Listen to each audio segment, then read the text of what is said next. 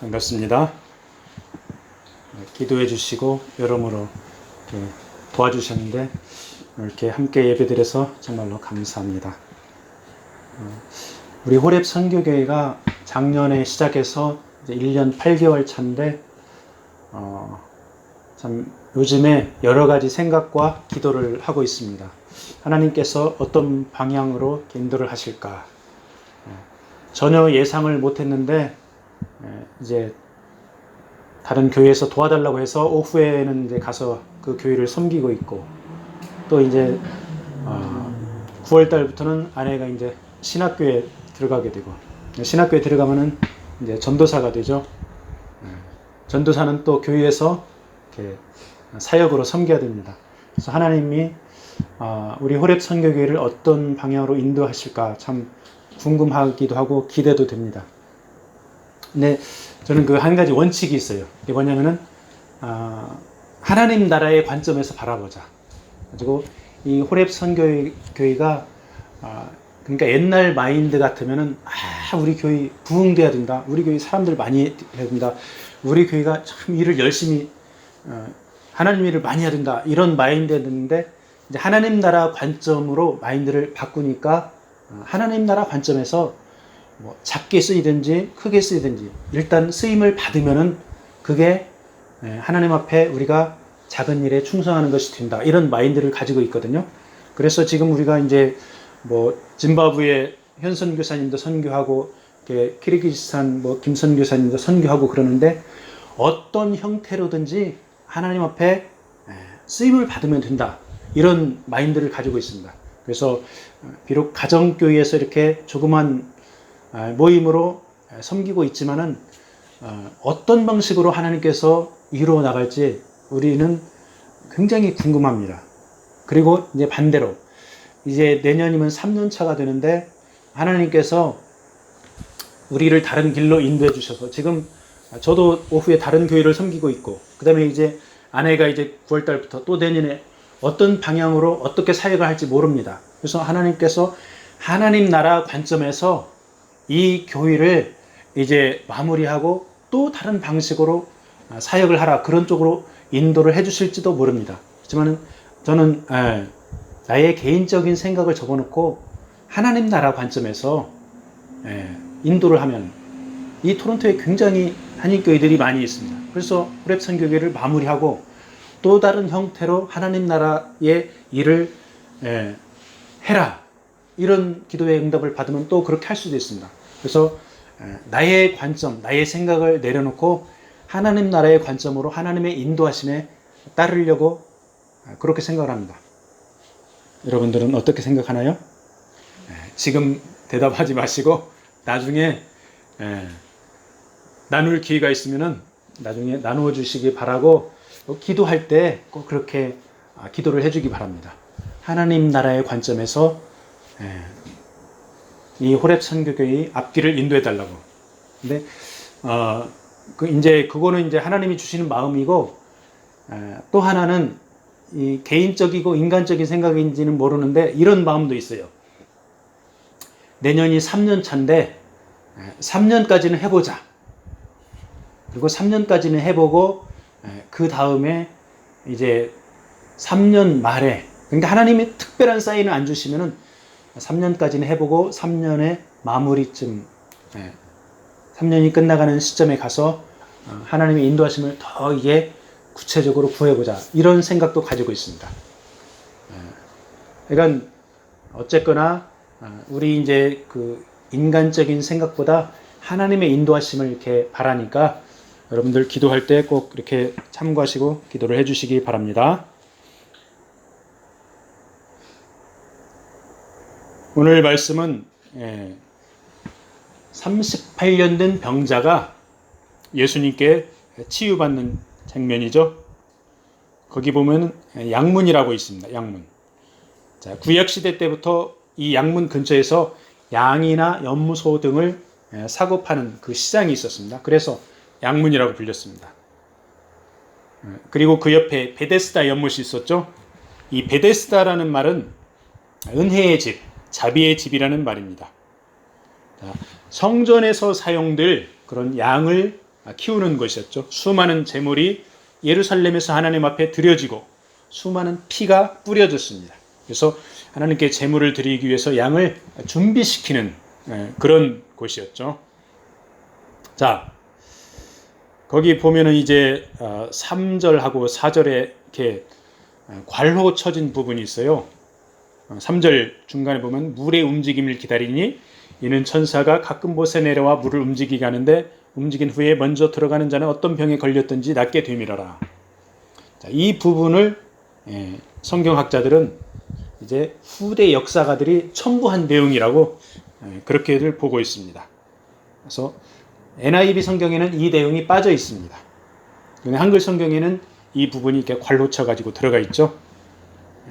자, 질병으로 인해서 성전에 들어갈 수 없는 병자들이 자비의 집 베데스다 연못에서 몸을 씻으면서 병 낫기를 기대하니까 후대 역사가들이 천사가 와서 동한다, 이런 내용을 아마 추가했는 것 같습니다. 자, 하나님께 번제로 드릴 제물을 씻은 곳이었기에 이 병자들이 자기들의 몸도 이곳에서 물로 씻으면서 병 낫기를 이렇게 기대를 했을 것입니다. 자, 거기에 38년 된 그런 병자가 있었습니다. 여러분들 혹시 병 때문에 고생하십니까? 이 38년 된 병자에 비해서는 참 감사를 해야 되겠죠. 38년 동안 누워있으면 등이 썩습니다. 욕창이 생깁니다. 냄새 납니다. 옆에 사람들이 다가오질 않습니다. 다 이렇게 돌아갑니다. 그 냄새 나고 식물인간 같은 사람한테 누가 다가갑니까? 그래서 이 사람은 자신의 힘으로는 사람의 구실을 조금도 할 수 없는 절망적인 상태에 빠진 사람입니다. 이 사람이 10대나 20대에 발병했다 치면은 아마도 그때 나이가 50대, 60대가 됐을 것입니다. 지금 뭐 하고 있는 상태입니까? 죽음만을 기다리고 있는 상태입니다. 그렇지만 혹시나 연못에서 치유받을까 하는 신락 같은 소망을 가지고 있었을 것입니다. 자, 사람인데 사람 구실을 못하고 죽을 것 같은 사람, 죽어 있는 사람하고 똑같은 사람을 우리는 식물인간이라고 부르죠. 교회를 다니는데 활동이 없는 교인, 죽어 있는 사람, 그 사람을 우리는 명목상 교인이라고 하죠. 혹시 우리가 명목상 교인이라 할지라도 우리는 다시 일어나리라는 그런 소망은 가져야 되겠죠. 거기 많은 병자들이 있었는데 예수님께서 38년 된 병자를 콕 찍어서 질문합니다. 네가 낫고자 하느냐? 자, 누구를 선택해서 치료해 주시는 것은 하나님의 주권입니다. 자, 우리가 하나님한테 하나님, 누구는 치료해주고 누구는 안 해주십니까? 이렇게 물어보는 것은 적절하지가 않죠. 하나님의 주권이니까. 자, 그런데 이 환자의 대답하는 걸 한번 보세요. 대답하는 것이 어떻습니까? 어떤 젊은 사람이 와서 대뜸 네가 낫고자 하느냐 이런 질문을 하니까 내가 낫고자 합니다, 이렇게 대답합니까? 자기 자신의 관점으로 대답을 합니다. 자기 자신의 관점이라는 것은 연못이 동할 때 연못으로 들어가서 치료를 받아야 되는데 자기는 움직이지를 못하니까 누워있는 동안에 다른 사람이 들어가 버립니다. 그러니까 나를 도와서 연못에 넣어주는 사람이 없습니다. 이렇게 다른 사람 탓을 하죠. 네가 낫고자 하느냐? 내가 낫고 싶습니다. 그렇게 대답하는 것이 아니라 내가 들어가고 싶어도 나를 도와줄 사람이 없습니다. 이 젊은이가, 그러니까 이 환자 입장에서 보면은 어떤 젊은이가 와서 하는데 이 사람이 자기 자신을 치유해 줄 하나님의 아들 메시아라는 것을 꿈에도 인식을 하지 못한 것이죠. 자, 우리는 오늘날 현대를 살아가면서 우리 삶 가운데서 대부분 각자 자기 중심적으로 생각하고 반응하고 행동을 합니다. 이 환자가 예수님이라는 이 젊은이가 불치병도 치유하는 하나님의 아들로 인식했으면 대번에 내가 낫기를 원하나이다, 제발 고쳐주세요, 이렇게 대답했을 것입니다. 그래서 우리는 나의 입장에서 반응하고 행동하는 것도 중요하지만 상대방이 누구인지를 먼저 명확히 파악하는 것이 중요하죠. 자, 내가 누구를 만났습니다. 내가 만난 사람이 학생인지 선생인지 의사인지 변호사인지 사업가인지 알고 나면은 그에 따라서 내가 그의 적절한 반응을 할 수가 있는 것이죠. 그래서 우리는 알아야 됩니다. 특별히 누구를 알아야 됩니까? 하나님을 알아야 됩니다. 그리고 하나님의 말씀을 깨달아야 됩니다. 자, 하나님을 내 삶 가운데서 인식하지 못하면은 이 38년 된 병자와 같이 엉뚱한 대답을 하게 되죠. 자, 나의 앞에 하나님이라는 최고의 가이드가 있습니다. 나를 도와줄 준비를 하고 계십니다. 그런데 나는 그 하나님을 알지 못하고 가이드가 내 앞에 없다. 이런 식으로 대답하는 것과 다름이 없죠. 그런데 이 병자는 참 너무나 비참한 상태입니다. 물이 통하는데 다른 사람이 먼저 들어가고 자신을 도와줄 사람은 없고 상황이 비참한 것은 이해가 됩니다. 그렇지만 이 병자는 남을 원망하는 그런 분위기죠. 여기서 문제의 핵심은 무엇입니까? 자신이 중한 병에 걸려 움직이지 못하는 것입니다. 그런데 다른 사람을 탓하고 있는 것이죠. 오늘날 우리의 문제가 무엇입니까? 우리 각자 크고 작은 문제들을 다 가지고 있습니다. 근데 다른 사람을 탓하기보다 먼저 자기 자신에게서 문제의 핵심을 찾아내야 됩니다. 일반적으로 문제가 있으면은 나한테 50, 상대방의 50, 50대 50의 그런 문제가 있죠. 그렇지만 거기에 이제 비율이 조금 달라지기도 하는데 일반적으로 그렇습니다. 절반의 책임은 나한테 있습니다. 자, 물론 이 병자는 38년이라는 기나긴 세월을 보내면서 아마도 자아를 상실하고 그나마 연못에 물이 동하기를 기다리면서 거기서 치유받겠다는 신락 같은 소망을 가지고 있었을 것입니다. 그래서 그의 상황을 주님이 보았을 때 혼자서는 도저히 해결 불가능한 상황이었고 주님이 해결해 주려고 먼저 찾아오셨습니다. 이 환자가 주님을 찾은 게 아니에요. 예수님께서 이 환자를 먼저 불러주셨습니다. 자, 우리가 아무리 큰 문제를 만날지라도 소망이 있으면 주님이 찾아오시고 해결해 주실 줄로 믿습니다. 자, 이 병자가 누워서 자신과 대화하는 젊은 사람, 이 예수를 보니까 뭔가 분위기가 다릅니다. 자, 자신을 들어서 이 젊은이가 물이 동할 때 연못에 넣어줄까? 그런 생각도 들었을 것입니다. 그런데 이 젊은이가 다짜고짜 하시는 말씀이 네 매트 들고 걸어가라. 한글 성경에는 자리라고 나왔죠. 자, 이 38년 된 병자, 예수님의 말씀을 듣고 얼결에 한번 다리를 이렇게 해봤어요. 그랬더니 다리에 힘이 생겨요. 손을 이렇게 해봤어요. 손에도 힘이 생깁니다. 계속 누워있어가지고 등에 욕창이 생겨서 썩은 냄새 나는데 이렇게 보니까 등도 시원합니다. 힘이 생겨요. 그래가지고 한번 일어나 봤습니다. 일어나집니다. 예수님이 매트를 들으라고 하니까 매트도 한번 들어봤어요. 와, 기적이 일어났습니다. 초자연적인 능력으로 치유를 받고 매트를 들고 걸어갔습니다. 예수님께 감사의 인사를 했는지 안 했는지 그거는 모르죠. 여기 안 나와 있으니까. 그렇지만은 유대인의 그 기본적인 심성이 하나님을 믿으니까 하나님 앞에 경배와 찬양과 감사를 드렸을 것입니다. 자, 그런데 이 환자가 치유받은 날이 하필이면은 안식일입니다. 옆에 있던 유대인들이 시비를 걸고 넘어집니다. 자, 안식일에 매트를 들고 옮기는 것, 일하는 것이다. 시비를 걸고 넘어집니다. 옳지 못하다. 지적을 합니다. 안식일은 어떤 날입니까? 하나님을 기억하고 하나님을 경배하는 하나님 중심의 날이죠.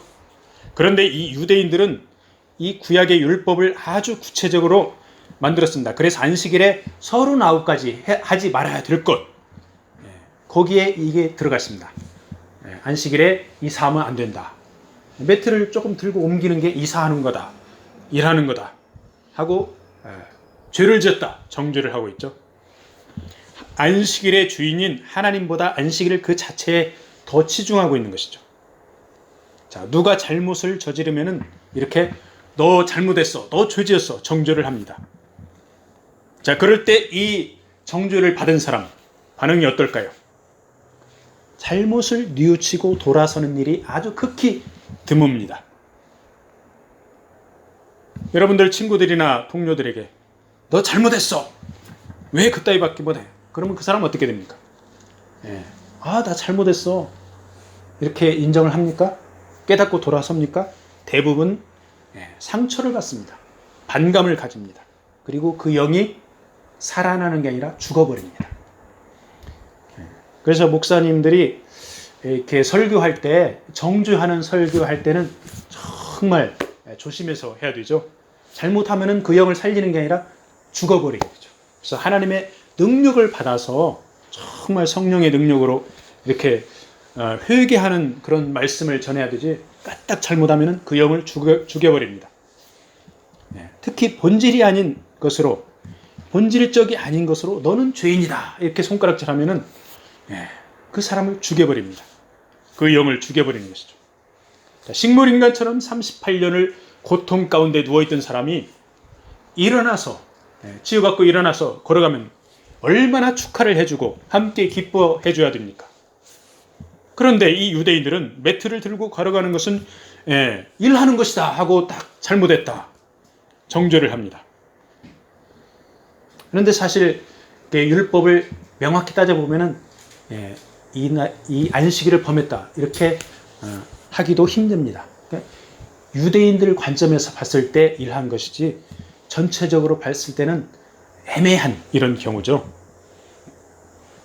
그래서 사람의 생명이나 존귀함보다 시스템이나 조직이 먼저다 이렇게 유대인들이 우기고 있는 것이죠. 자, 요즘 세상이 너무너무 발달했죠. 정신없이 과학과 문명이 발달합니다. 그래서 이 발달한 문명 가운데서 사람들의 생각과 패러다임도 자꾸 거기에 적응하고 바뀌어야 되는데 본질적인 진리는 안 바뀌죠.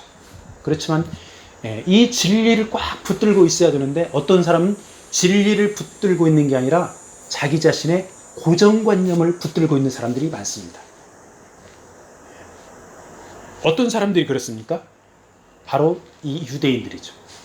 오늘날에도 종교 지도자들, 고정관념에 빠져 있는 사람들 많이 있죠. 본질이 아닌 것에 얽매여 있지 말고 과감하게 패러다임을 전환해야 됩니다. 그렇지만은 본질인 진리는 꽉 붙들고 있어야 됩니다. 자, 이 세상 역사 가운데서 가장 큰 패러다임의 전환이 있었습니다. 2000년 전에 예수님께서 하나님의 신분에서 사람의 신분으로 바뀌었습니다. 그 패러다임, 엄청난 큰 패러다임의 전환이 있었죠. 우리들도 패러다임을 바꿉니다. 그리고 실제로 그런 삶을 살아갑니다. 자, 다운타운에 가면은 노숙자들이 있습니다. 여러분들 가서 노숙자들과 그들과 함께 밥 먹고 함께 숙식하고 그들과 함께 생활할 수 있습니까? 있습니까? 좀 노력을 하면은 그 노숙자들과 함께 생활할 수 있습니다. 그렇지만은 하나님이 인간이 된다는 것은 우리 같은 인간이 노숙자 신분이 바뀌는 것하고 차원이 다른 너무너무 엄청난 패러다임의 전환입니다. 전지전능한 하나님의 아들이 스스로 자신의 몸의 한계를 딱 설정을 하죠. 그래가지고 인간의 몸을 입습니다. 이 땅에서 인간들과 동일하게 살면서 그들의 몸과 마음과 영혼의 병을 고쳐주고 구원의 길까지 열어주셨죠. 자, 율법과 시스템에 얽매여서 생명의 소중함을 상실해가는 이 유대인들의 모습이 혹시 나의 모습이 아닌가 한번 되돌아보고 우리는 그 예수님의 패러다임의 전환, 그 예수님의 성육신을 본받아서 생명을 살리는 일에 앞장서기를 축복합니다. 예수님께서 이렇게 물어보니까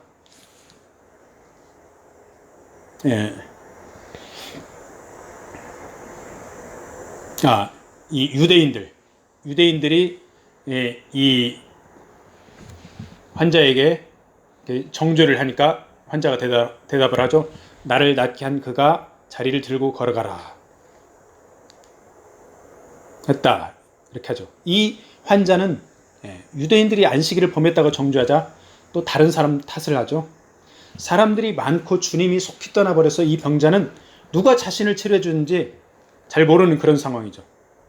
자, 앞부분에서는 다른 사람이 나를 연못에 넣어주지 않는다 이렇게 하더니 이번에는 나를 치료해 준 사람이 매트를 들고 가라고 했다, 이렇게 예수님은 탓을 하죠. 물론 당시 유대 사회가 율법을 매우 중요시하는 그런 분위기였습니다. 그렇지만은 자신이 정죄를 당하자 대번에 책임을 전가하죠.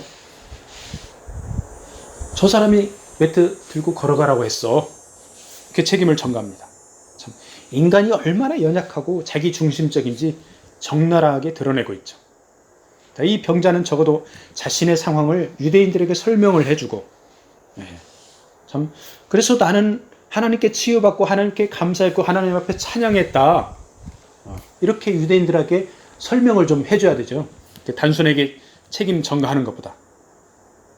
그런데 사실은 이 38년 된 병자가 책임 전가한 것처럼 우리도 많은 상황 가운데서 내가 책임지려고 하는 그런 모습보다는 다른 사람에게 떠넘기는 그런 모습이 많이 있죠. 그래서 우리 삶 가운데서 참으로 내가 하나님 앞에 감사와 찬양을 돌려드릴 부분이 있으면 돌려드리고, 그리고 내가 책임을 질 부분이 있으면 담대하게 책임을 져야 될 줄로 믿습니다.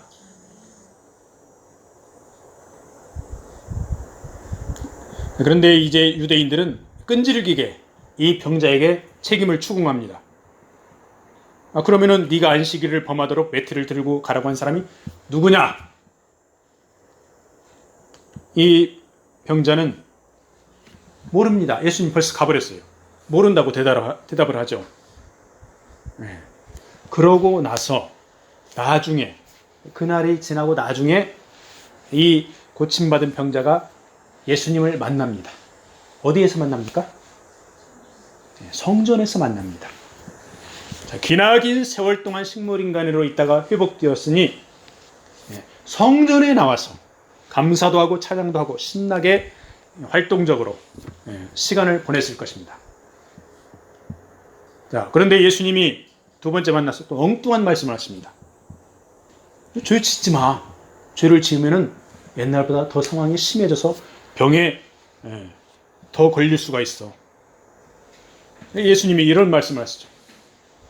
자, 병자 입장에서 보면은 어떻습니까? 자기는 치료받은 게 감사해서 성전에서 시간도 보내고 언뜻 보기에 신앙생활을 잘 하는 것 같습니다. 그런데 주님께서 핵심을 찌르는 말씀을 하시죠. 그의 육신은 치유받았지만은 근본적인 죄의 문제는 아직 해결이 안 되었다는 것이죠. 자, 오늘날 많은 교인들이 있습니다. 나름대로 신앙생활 열심히 하는 것 같습니다. 그런데 알게 모르게 죄를 짓는 경우가 많죠. 의식주가 해결되고 주변 환경이 잘 풀리고 교회 생활도 열심히 하는 것 같은데 주님께서 우리에게 원하는 것은 근본적으로 변하라, 이렇게 말씀하시죠.